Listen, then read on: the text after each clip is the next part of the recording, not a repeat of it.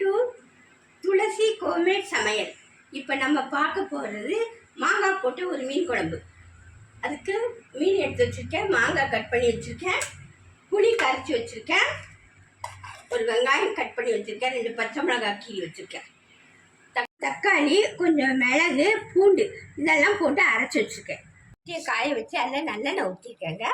இப்போ கொஞ்சம் வெந்தயம் போட்டுக்கிறேன், கொஞ்சமாக கடுகு போட்டுக்கிறேன், வெடிக்கட்டும்.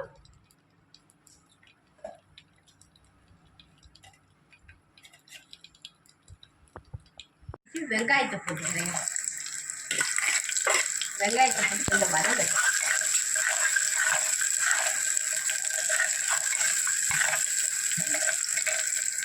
பாதி வதங்கிச்சு.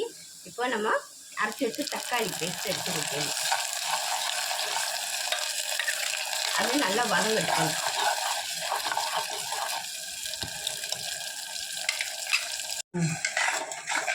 கொஞ்சம் எண்ணெய் பிரிஞ்சு வருது பாருங்க. இந்த ஸ்டேஜில் எடுத்து வச்ச குழம்பு மிளகாத்தூள் 2 ஸ்பூன் எடுத்துக்கிறேன், அதை போட்டுக்கிறேன். கொஞ்சம் மஞ்சள் போட்டுக்கிறேன், அதுக்கு தேவையான அளவு உப்பு போட்டுக்கிறேன்.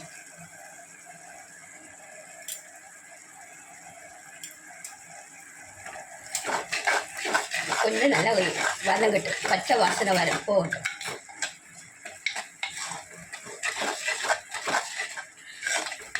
பாருங்கள் நல்லா வதங்கிச்சு, ஊற்றுறேன், நல்லா பிரிஞ்சு வருது பாருங்கள். இந்த ஸ்டேஜில் புளி கரைச்சி வச்ச எடுத்து ஊற்றிக்கணும். குழம்புக்கு தேவையான தண்ணி எல்லாம் ஊற்றிட வேண்டியதான்.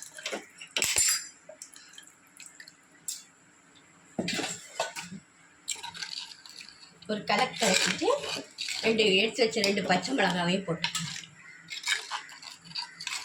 ஒரு கொதி வரட்டும். பாருங்க, ஒரு 10 நிமிஷம் கொதிச்சிச்சு, நல்லா தளன்னு கொதிச்சிச்சு. இப்போ நம்ம மீனை போட்டுருவோம்.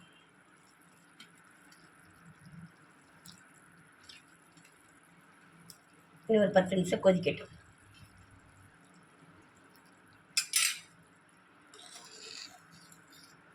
ஒரு 10 நிமிஷம் கொதிக்கட்டும். இப்போ மாங்காய் எடுத்து போட்டுக்கிறேங்க. மாங்காய் போட்டு ஒரு 10 நிமிஷம் கொதிக்கட்டும். மூடி வச்சுறேன், சிம்மில் வச்சுறேன். பாருங்க, மாங்காய் நல்லா வெந்துச்சு பாருங்க. இந்த ஸ்டேஜில் ஆஃப் பண்ணிட வேண்டியதுதான். நல்லா கொதித்து நல்லா இதாகிடுச்சு பாருங்கள். இப்போது கருவேப்பிலை கொஞ்சம் போட்டுக்கிறேன், போட்டு அப்படியே மூடி வச்சிட வேண்டியதுதாங்க, ஆஃப் பண்ணிட வேண்டியதுதான். பாருங்கள், மாங்காய் போட்ட மீன் குழம்பு ரெடி ஆகிடுச்சு பாருங்கள். பாருங்கள், இறக்கி வச்ச பிறகும் நல்லா கொதிச்சிட்டு இருக்குது பாருங்கள். இது மண்சட்டியில் வச்சனால அந்த சூட்டுக்கு நல்லா கொதிச்சிட்டு இருக்கு.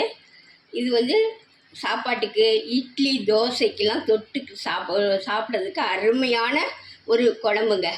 இந்த ரெசிபி உங்களுக்கு பிடிச்சிருந்தா சப்ஸ்கிரைப் பண்ணுங்கள், ஷேர் பண்ணுங்கள், கமெண்ட் பண்ணுங்கள். அடுத்த ரெசிபியோடு சந்திக்கிறேன். நன்றி, வணக்கம்.